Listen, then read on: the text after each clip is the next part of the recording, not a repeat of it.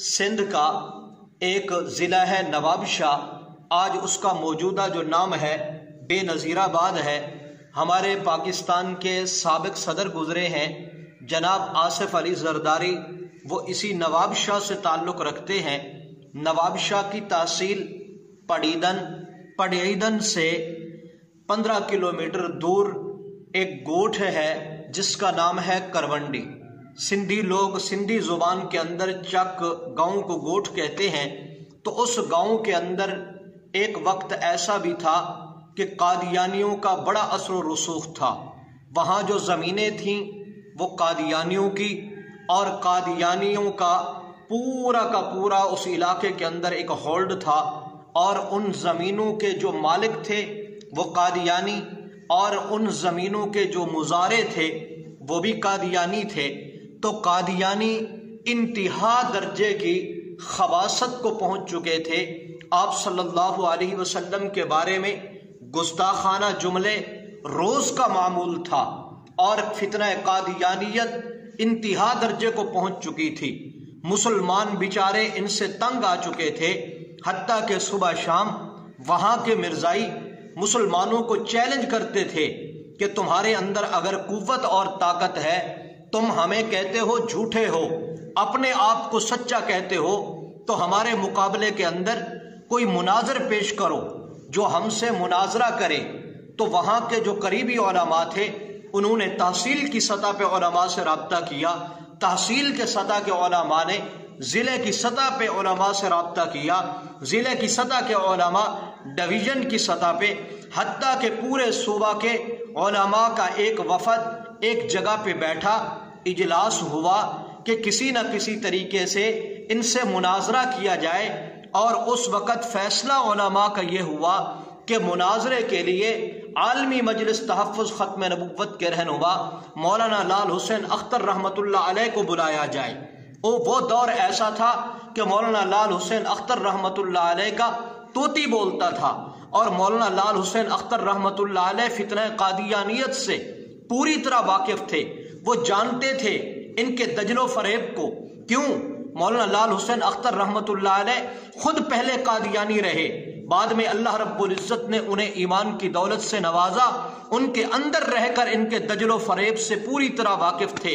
مولانا لال حسین اختر رحمۃ اللہ علیہ فرمایا کرتے تھے، قادیانی زہر کا پیالہ تو پی لے گا، لیکن لال حسین اختر سے مقابلے کے لیے مناظرے کے لیے کبھی بھی نہیں آئے گا۔ تو مولانا لال حسین اختر رحمۃ اللہ علیہ کے بارے میں علماء کا فیصلہ ہوا انہیں بلایا جائے، اور ان مرزائیوں سے مولانا لال حسین اختر رحمۃ اللہ علیہ کی گفتگو ہو، مناظرہ ہو۔ وقت طے ہوا، تاریخ طے ہو گئی۔ وقت پہ مولانا لال حسین اختر رحمۃ اللہ علیہ تشریف لائے، علماء کے وفد کے ساتھ مولانا لال حسین اختر رحمۃ اللہ علیہ مناظرہ کے لیے جہاں جگہ مقرر تھی وہ قادیانیوں کی زمین کے اندر، ان کی ایک اوتاق بیٹھک کے اندر وہ جگہ مقرر تھی۔ جگہ بڑی وسیع تھی۔ قادیانی جب آئے مناظرے کے لیے تو پورا اثر و رسوخ وہ رکھتے تھے، اسلحے کے ساتھ آئے۔ اکثر قادیانیوں کے پاس اسلحہ، اور مسلمان علماء بھی، عوام الناس بھی نہتے تھے۔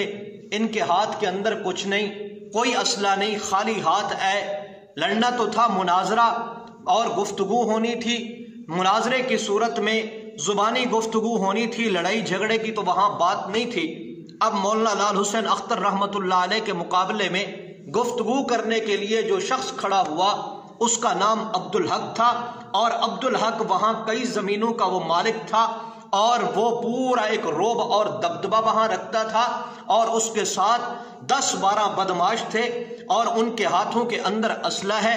مولانا لال حسین اختر رحمۃ اللہ علیہ نے پہلی ٹرم کے اندر 4-5 منٹ کی ٹرم ہوتی، گفتگو ایک آدمی کرتا پھر دوسرا کرتا۔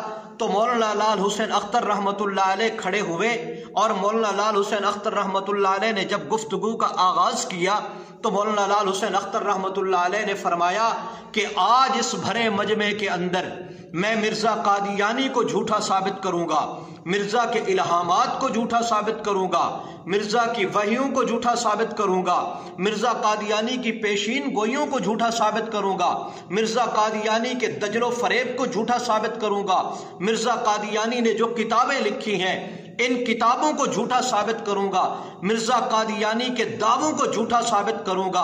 अब मौलाना लाल हुसैन अख्तर रहमतुल्लाह अलैह ने जब ये गुफ्तगू की, इतने में वो मिर्जाई मुबल्लिग अब्दुल हक नामी खड़ा हुआ और उसके दिमाग के अंदर पता नहीं क्या खबासत भरी हुई थी। उस मलऊन ने मुसलमानों को मुखातिब करके कहा, ऐ मुसलमानों, मैं भी तुम्हारे नबी मोहम्मद रसूलुल्लाह सल्लल्लाहु अलैहि वसल्लम के बारे में यही कुछ साबित करूंगा। उसका यह कहना था, मुसलमानों के दिल जख्मी हो गए, मुसलमानों के सीने पर उसने मूंग धल दिए, मुसलमानों के जख्म को जख्मी कर दिया। उसकी ये गुफ्तगू मुसलमानों से बर्दाश्त ना हुई। मुसलमान जितना बड़ा भी गुनाहगार हो, लेकिन मुसलमान आप सल्लल्लाहु अलैहि वसल्लम की कभी गुस्ताखी बर्दाश्त नहीं कर सकता। मुसलमान कर क्या सकते थे? मुसलमानों के पास असला नहीं, मुखालिफिन के पास असला है। मुसलमानों की चीखें निकल गईं, मुनाजरा खत्म हुआ। मुसलमानों ने क्या कहा, इन्होंने हमारे जिस्म जख्मी कर दिए, हमारे सीने चीर के रख दिए, हमारे दिलों पर इस बदबख्त ने छुरियां चला दी हैं। हम किसी सूरत के अंदर मुनाजरा नहीं लड़ेंगे जब तक ये मलऊन माफी ना मांगे। अब वहां मुनाजरा खत्म हो गया। मुसलमान कर क्या सकते थे? मुसलमान रोते हुए अपने घरों की तरफ वापस चले गए। अब यही चारा था और तो कुछ था ही नहीं। अब उसी भरी मजलिस के अंदर एक शख्स ऐसा भी बैठा हुआ है जिसका नाम हाजी मानिक है। 50-55 साल इसकी उम्र है। यह भी रोता हुआ अपने घर जब पहुंचा, घर के दरवाजे पर दस्तक दी। अंदर बेगम कुंडी लगा के बैठी है, छोटी छोटी बच्चियां भी हैं, वो भी अंदर हैं। पूरे इलाके के अंदर एक कोहराम मच चुका है कि मिर्जाई अब्दुल हक ने आप सल्लल्लाहु अलैहि वसल्लम की गुस्ताखी की है, आप अलैहिस्सलाम की तौहीन की है। तो अब मुसलमान तो कर कुछ नहीं सकते थे। हाजी मानिक कहता है, मैं घर गया, घर के दरवाजे पर दस्तक दी, बीवी ने अंदर से कुंडी खोली तो मैं क्या देखता हूं, मकान के कोने के अंदर मेरी बच्चियां चीखें मार मार के रो रही हैं। मेरी बीवी सर झुका हुआ है, उसकी आंखों से आंसू जारी है। कहते हैं मैं भी तो जख्मी दिल लेकर, जख्मी सीना लेकर अपने घर के अंदर पहुंचा।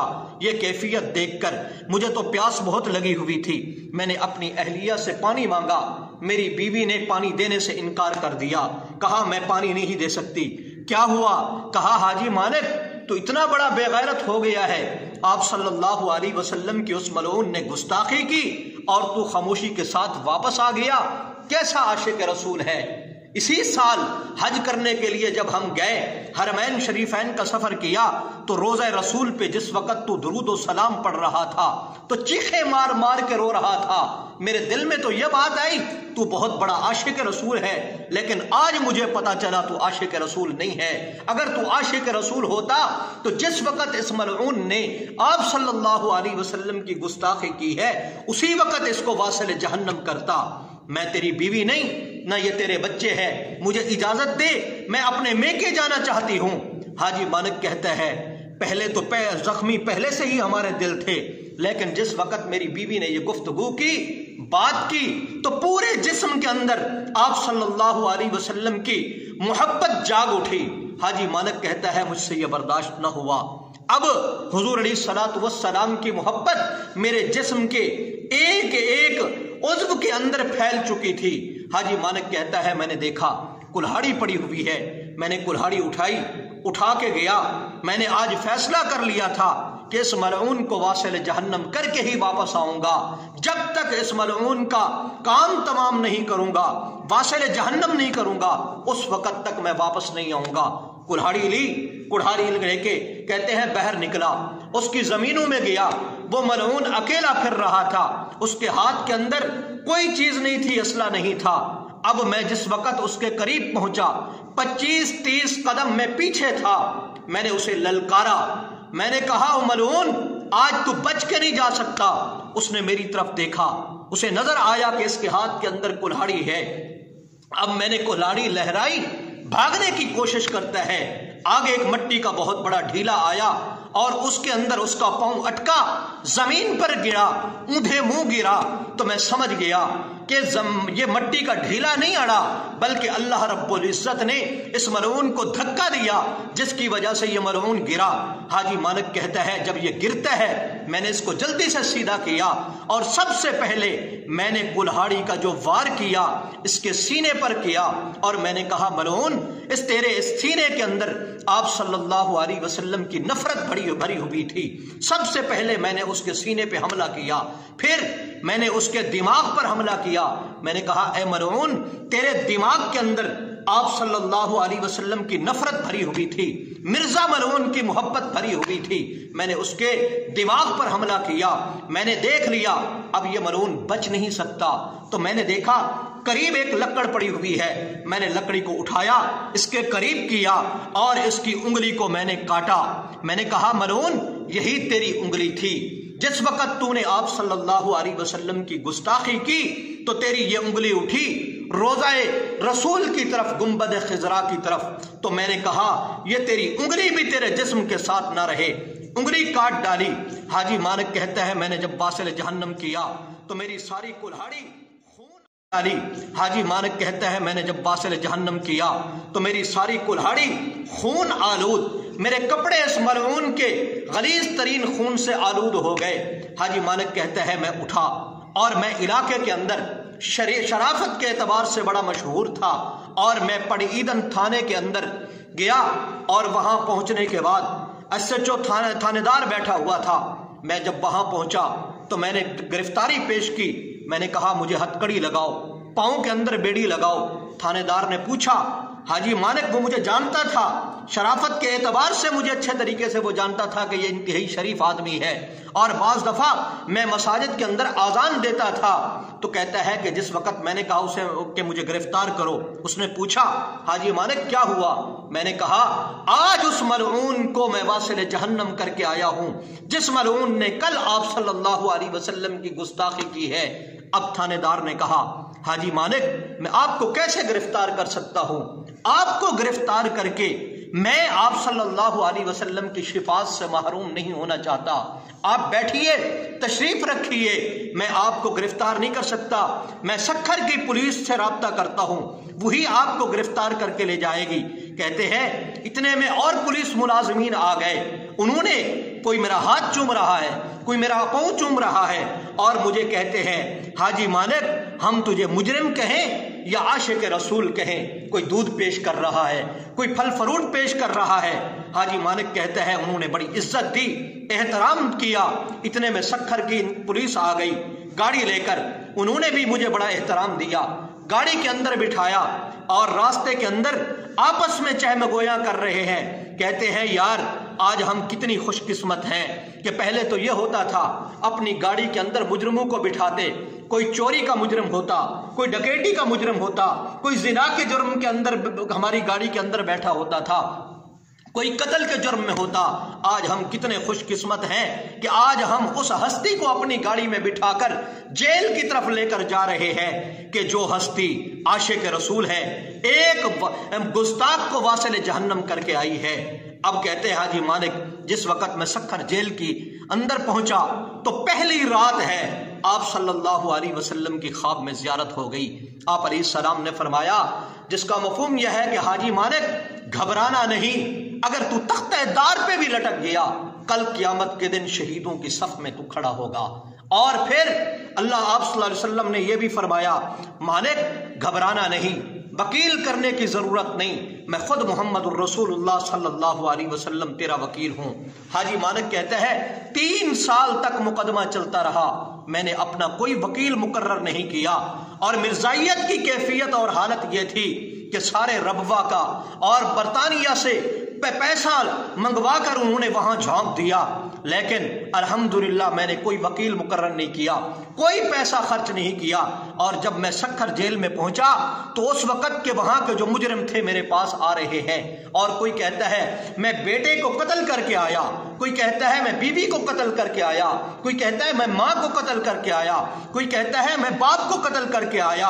حاجی مالک کتنا تو خوش قسمت ہے کہ تو محمد الرسول اللہ کے گستاخ کو قتل کر کے آیا ہے، میرا بڑا اکرام ہوتا رہا۔ کہتے ہیں 3 سال تک میں جیل کے اندر رہا، 3 साल के अरसे में कोई 8-10 दफा आप सल्लल्लाहु अलैहि वसल्लम की ख्वाब में जियारत हुई। और फिर जैसे ख्वाब में आप सल्लल्लाहु अलैहि वसल्लम ने फरमाया था कि हाजी मानिक, आपको वकील रखने की जरूरत नहीं, मैं मुहम्मदुर रसूलुल्लाह सल्लल्लाहु अलैहि वसल्लम तेरी वकालत करूंगा। कहते हैं एक वक्त ऐसा भी आया कि मुझे दोस्तों ने कहा, हाजी मानिक तू कह दे कि मैं होश व हवास में नहीं था जिस वक्त मैंने उसको मारा। तो हाजी मानिक कहता है मैंने उन्हें कहा सारी जिंदगी मैंने बेहोशी की हालत में गुजारी है, पहला दिन तो था जिस दिन मैंने उस मलऊन को मारा उसी दिन मैं होश व हवास में था। मैंने कहा नहीं, मैं ऐसा नहीं कह सकता। हत्ता कि जिस वक्त जज ने मेरे हक में फैसला दिया तो उसका फैसला जो उसने तहरीर किया वो सोने के पानी के लिखने के काबिल है। उस जज ने कहा कि मुसलमान आप सल्लल्लाहु अलैहि वसल्लम की मोहब्बत में इतना आगे निकल जाता है, इतना आगे निकल जाता है कि उसका दिमाग ही काम नहीं करता कि मैं क्या कर बैठा हूं। तो जिसका दिमाग काम ना करे तो फरमाया उस पर कानून लागू नहीं हो सकता, लिहाजा इस हाजी साहब को बरी कर दिया जाता है।